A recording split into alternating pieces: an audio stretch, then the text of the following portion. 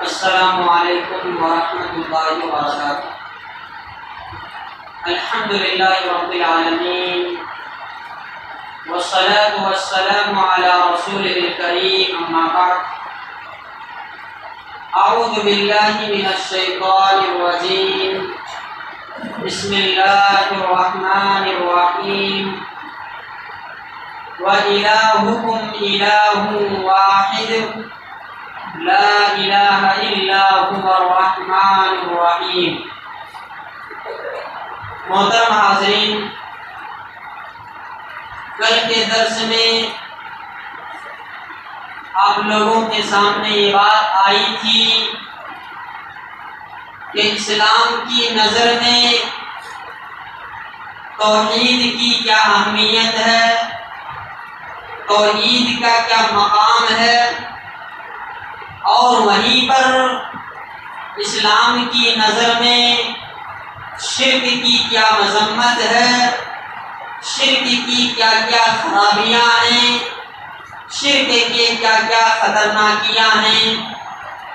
آج کے درس میں اصل موضوع کی طرف ہم بڑھیں گے کہ آخر شریعت اسلامیہ نے جس توحید کو اتنی اہمیت دی ہے، یہ توحید کہتے کسے ہیں، توحید کس چیز کا نام ہے۔ بعض لوگ تو توحید کے نام سے ہی ڈرتے ہیں۔ توحید کیا ہے؟ علماء نے توحید کی تعریف کرتے ہوئے ایک بہت ہی پیاری بات کہی ہے، وہ یہ کہ افراد اللہ تعالی بما یستحق، اللہ کا جو حق ہے وہ حق صرف اللہ ہی کو دینا، اللہ کا جو حق ہے وہ حق اللہ کے علاوہ کسی اور کو نہیں دینا، اللہ کا جو حق ہے وہ حق غیر اللہ کو نہیں دینا، یہ توحید ہے۔ اب اس کی بہت ساری مثالیں ہم دیکھ سکتے ہیں۔ اس دنیا میں بہت سے لوگ اللہ کا حق دوسروں کو دیتے ہیں، جیسے جو پتھر کی عبادت اور پوجا کرتے ہیں وہ اللہ کا حق پتھر کو دیتے ہیں، جو درخت کی پوجا کرتے ہیں وہ اللہ کا حق درخت کو دیتے ہیں، جو آگ کی پوجا کرتے ہیں جسے مجوسی کہا جاتا ہے وہ اللہ کا حق آگ کو دیتے ہیں۔ کچھ لوگ تو گائے کو اللہ کا حق دیتے ہیں، گائے ہماری ماتا ہے ایسا کہتے ہیں۔ کچھ لوگ چاند اور سورج کو اللہ کا حق دیتے ہیں اور ان کی عبادت اور بندگی کرتے ہیں۔ اس سے آگے بڑھ کر کے انسانوں میں کچھ لوگوں کو اللہ کا حق دے دیتے ہیں، جیسے انبیاء ہیں، اولیاء ہیں، فرشتے ہیں، ان کو اللہ کا حق کچھ لوگ دے دیتے ہیں۔ اصل میں ہمارے یہاں ہوتا یہ ہے کہ کچھ لوگ اللہ نے جو اپنے انبیاء کو فضیلتیں اور خصوصیتیں دی ہیں، اور اللہ نے اپنے اولیاء کو جو فضیلتیں اور خصوصیتیں دی ہیں، اسی طرح اللہ نے فرشتوں کو جو فضیلتیں اور خصوصیتیں دی ہیں، ان فضیلتوں اور خصوصیتوں کو کچھ لوگ اس انداز سے بیان کرتے ہیں کہ وہ ان کو آگے لے کر کے اللہ کا حق دے دیتے ہیں، اور کہتے ہیں کہ جب انبیاء کی اتنی فضیلت ہے، اولیاء کی اتنی فضیلت ہے، فرشتوں کی اتنی فضیلت ہے، تو اگر اللہ کا کوئی ایک حق ان کو دے دیا جائے تو کیا فرق پڑتا ہے۔ تو یہ بات یاد رکھیے، اللہ کا کوئی بھی حق کسی اور کو دینا یہ شرک ہے۔ کسی کو بھی، چاہے وہ کوئی بھی ہو اللہ کے علاوہ، چاہے وہ انسانوں میں انبیاء ہوں، انسانوں میں اولیاء ہوں، فرشتے ہوں، یا جو اپنے اندر بہت سے کمالات رکھتے ہوں کہ اللہ کے علاوہ کسی کو بھی اس کا حق نہیں دیا جائے گا۔ اگر اللہ کے علاوہ کسی کو اس کا حق دیا جا رہا ہے تو اسی کا نام شرک ہے۔ تو اللہ کے جو بھی حقوق ہیں ان حقوق کو صرف ہمیں اللہ ہی کو دینا ہے، اللہ کے علاوہ کسی اور کو نہیں دینا ہے۔ ہمارے ہندوستان میں بہت سے ایسے فرقے ہیں جو اس بیماری میں ملوث ہوئے کہ انہوں نے اللہ کا حق اٹھا کر کے غیر اللہ کو دے دیا، جیسے درگاہوں کا سلسلہ ہے یا پھر اولیاؤں کا سلسلہ ہے۔ انہوں نے کیا کیا؟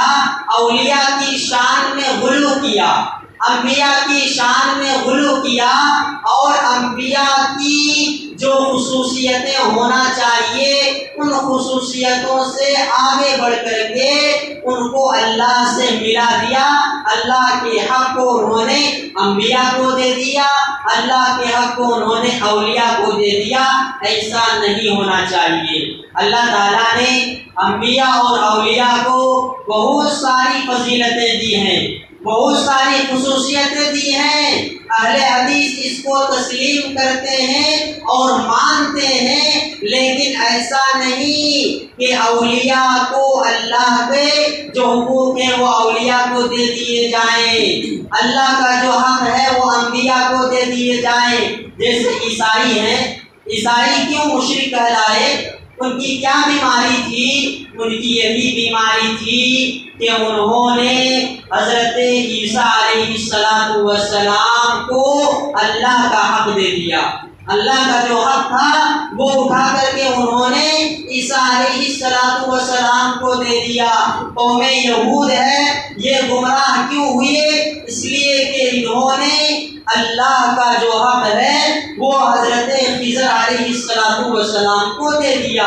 تو مطلب یہ کہ جو بھی جہاں بھی اللہ کے حق کو اٹھا کر کے اگر غیر اللہ کو دیں گے تو مشرک کہلائیں گے، اور یہی اصل میں شرک ہے۔ تو مسئلہ یہاں پر یہ بات کھل کر کے یہ آئی کہ یہ توحید کا سب سے امپورٹنٹ نقطہ ہے، سب سے بنیادی نقطہ ہے کہ اللہ کا جو بھی حق ہے اسے اللہ ہی تک محدود رکھنا ہے۔ اللہ کا جو حق ہے وہ صرف اللہ ہی کو دینا ہے۔ اللہ کو چھوڑ کر کے کسی دوسرے کو دینا یہ شرک ہے۔ اللہ کو چھوڑ کر کے غیر اللہ کو دینا، اور غیر اللہ میں انبیاء آتے ہیں، اولیاء آتے ہیں، یا اسی طرح نباتات میں جیسے درخت ہیں، آگ ہیں، پتھر ہیں، مورتی ہیں، اسٹیچو ہیں، جو ان سب کو اللہ کا اگر حق دے دیا جائے تو یہی شرک ہے۔ اچھا، ہم کو تو یہ بات بہت اچھی طرح سمجھ میں آتی ہے کہ اگر کوئی اللہ کا حق اٹھا کر کے کسی بت کو دے دے، کوئی اللہ کا حق اٹھا کر کے کسی مورتی کو دے دے، کوئی اللہ کا حق اٹھا کر کے کسی اسٹیچو کو دے دے، کوئی اللہ کا حق اٹھا کر کے کسی پتھر کو دے دے، تو ہم میں سے ہر کوئی کہے گا کہ ہاں یہ شرک ہے۔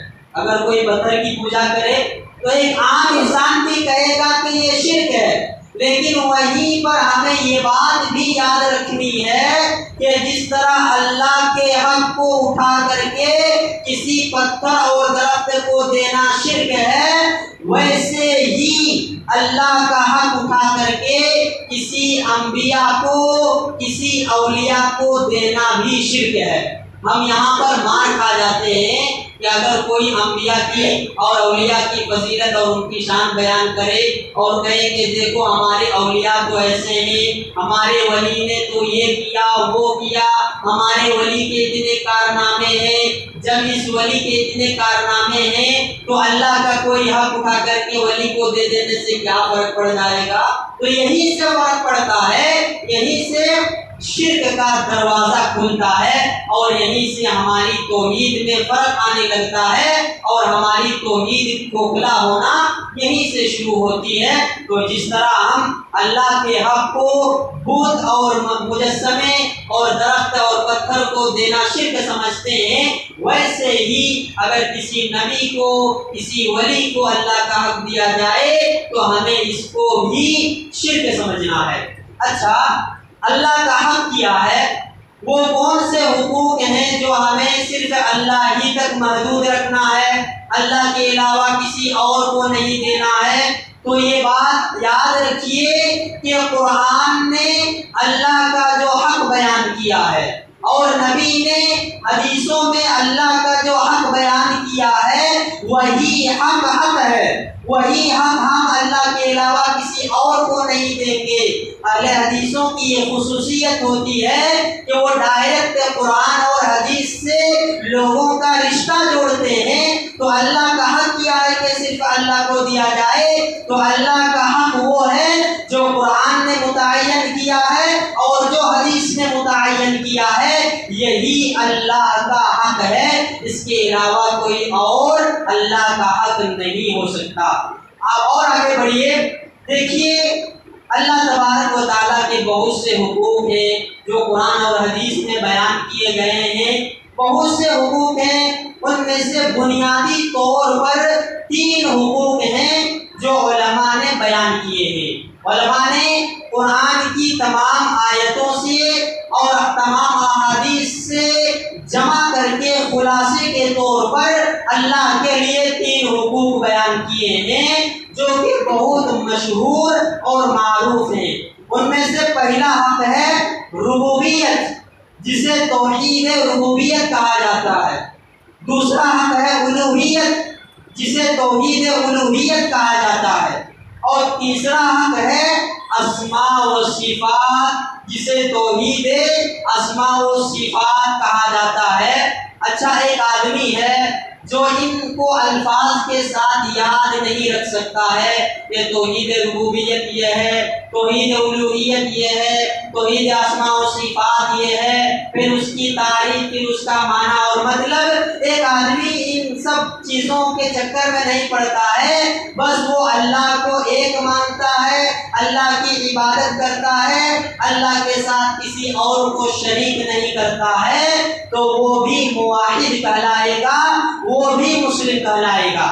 یہ 3 چیزیں جاننا اس لیے ضروری ہے کہ اگر کوئی توحید کو تفصیل کے ساتھ جاننا چاہتا ہے، توحید کو پورے ڈیٹیلز کے ساتھ پڑھنا چاہتا ہے کہ آخر توحید کیا ہے، اور توحید کو پوری باریکیوں کے ساتھ اگر کوئی سمجھنا چاہتا ہے، تو اسے توحید کے ان 3 اقسام کی تعریفات، ان کی مثالیں اور ان کی حقیقتوں کو جاننا ضروری ہے، تب اسے سمجھ میں آئے گا کہ توحید کیا ہے۔ اور اگر وہ توحید کی ان 3 چیزوں کو سمجھ لے تو اسے اپنی زندگی میں بہت آسانی کے ساتھ توحید اور شرک میں فرق کرنے کا اندازہ ہو جائے گا، وہ بہت آسانی کے ساتھ فرق کر سکتا ہے۔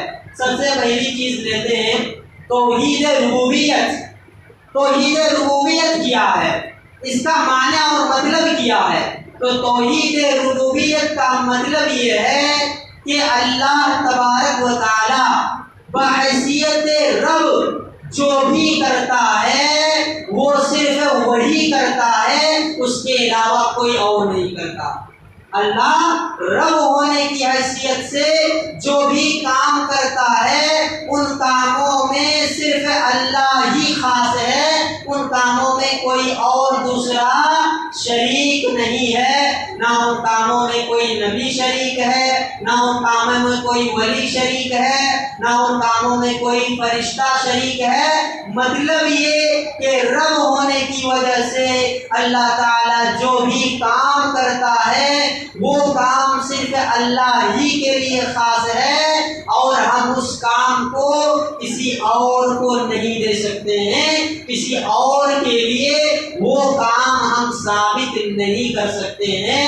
یہ ہے توحید ربوبیت۔ اچھا، وہ کون سے کام ہیں جن میں اللہ تعالیٰ اکیلا ہے، جن میں اللہ کو ہمیں اکیلا سمجھنا ہے، اکیلا ماننا ہے؟ تو اہل علم نے قرآن اور حدیث کے مطالعے سے ایک خلاصہ یہ بیان کیا ہے کہ اللہ کے جو جو کام ہیں اگر کوئی اس کو سمجھنا چاہتا ہے تو بنیادی طور پر اسے 3 باتوں کو یاد رکھنا ہے۔ تین باتوں کے ذریعے یہ سمجھا جا سکتا ہے کہ اللہ کے کون کون سے کام ہیں جن میں ہمیں اللہ کو صرف اسی کے لیے خاص سمجھنا ہے اور اس کام میں کسی اور کو شریک نہیں کرنا ہے۔ ان میں سے پہلا کام ہے تخلیق، دوسرا کام ہے تدبیر اور تیسرا کام ہے ملکیت۔ سب سے پہلی چیز آئیے دیکھتے ہیں تخلیق۔ تخلیق کسے کہتے ہیں؟ تخلیق کا تو پیدا کرنا، پیدا کرنے کا کام صرف اللہ کا ہے۔ پیدا کرنے کا کام اللہ کے علاوہ کسی اور کا نہیں ہے۔ پیدا کرنے کا کام اگر کوئی اللہ کے علاوہ کسی اور کے لیے ثابت کرتا ہے یا کسی اور کے لیے مانتا ہے تو وہ شرک کر رہا ہے، اس لیے کہ پیدا کرنا یہ صرف اللہ کی صفت ہے، پیدا کرنے کی صفت کسی اور کے اندر نہیں ہے۔ پیدا کرنے میں ساری چیزیں، بڑی سی بڑی چیز سے لے کر کے چھوٹی سی چھوٹی چیز تک پیدا کرنے والا صرف اللہ ہے۔ جنت اور جہنم کا پیدا کرنے والا، آسمان و زمین کا پیدا کرنے والا، چاند اور سورج کا پیدا کرنے والا، درخت اور پتھر کو پیدا کرنے والا، سمندر اور ندیوں کو پیدا کرنے والا، کھیت کھلیان کو پیدا کرنے والا، پہاڑوں اور جنگلوں کو پیدا کرنے والا، یہاں تک کہ اس کائنات کا ایک ایک ذرہ کو پیدا کرنے والا کون ہے؟ اللہ تعالیٰ ہے۔ اگر ہم اللہ تعالیٰ کے اس کام میں کسی اور کو شامل کرتے ہیں تو یہیں سے شرک کا دروازہ کھلتا ہے۔ لہذا پیدائش کے جتنے بھی کام ہیں اللہ تعالیٰ ان کاموں میں خاص ہے، اسی لیے قرآن نے کہا کہ اللہ خالق کل شیء، اللہ تعالیٰ ہر چیز کا پیدا کرنے والا ہے، ہر چیز کا۔ دیکھیے عربی زبان کے جو الفاظ ہیں نا، اس میں بہت گہرائی ہوتی ہے۔ اردو زبان میں اگر اس کو ترجمہ کیا جائے تو عربی زبان کے اندر جو معنی اور مفہوم ہے ہم 100% اس کو اردو الفاظ میں استعمال نہیں کر سکتے ہیں۔ یہ تو ہم سمجھانے کے لیے اردو میں ترجمہ کر کے بتاتے ہیں کہ عربی زبان کا یہ لفظ ہے اور اردو میں اس کا قریب قریب یہ معنی ہے۔ کل شیء، دیکھیے اس پہ غور کیجیے، اللہ نے کہا کہ کل شیء، اللہ ہر چیز کا پیدا کرنے والا ہے۔ اب ہمارے ذہن و دماغ میں ہر چیز میں جو بھی چیز آ رہی ہے اس کا خالق کون ہے؟ اللہ ہے۔ اس کا پیدا کرنے والا کون ہے؟ اللہ ہے۔ ایک کپڑے سے لے کر کے چیونٹی تک ایک بہت سی چھوٹی چیز کو بھی پیدا کرنے والا اللہ ہے۔ ہاں، ہوتا یہ ہے کہ اللہ تعالیٰ پیدا کرنے کے ذرائع کو اپناتا ہے، جیسے انسانوں کو پیدا کرنے کے لیے اس نے ماں باپ کو ذریعہ بنایا، اسی طرح کپڑے وغیرہ کو بنانے کے لیے اس نے مشینوں کے ذریعے سے، لوگوں کے ذریعے سے یا سائنس کے ذریعے سے ان چیزوں کا سہارا لے کر کے انسان بناتا ہے، لیکن حقیقت میں ان کو پیدا کرنے والا کون ہے؟ اللہ تعالیٰ ہے۔ ان سب کا خالق کون ہے؟ اللہ تعالیٰ ہے۔ تو تخلیق کی جو صفت ہے یہ صرف اللہ ہی کے لیے خاص ہے، اسے اللہ کے علاوہ کسی اور کے لیے ثابت کرنا، کسی اور کے لیے ماننا یہ ربوبیت میں شرک ہے، اور یہیں سے شرک کا دروازہ کھلتا ہے۔ دعا رب العالمین سے کہ اللہ سبحانہ و تعالیٰ ہمیں کہیں سنی بات پر عمل کی توفیق عطا فرمائے۔ آمین۔ السلام علیکم ورحمۃ اللہ۔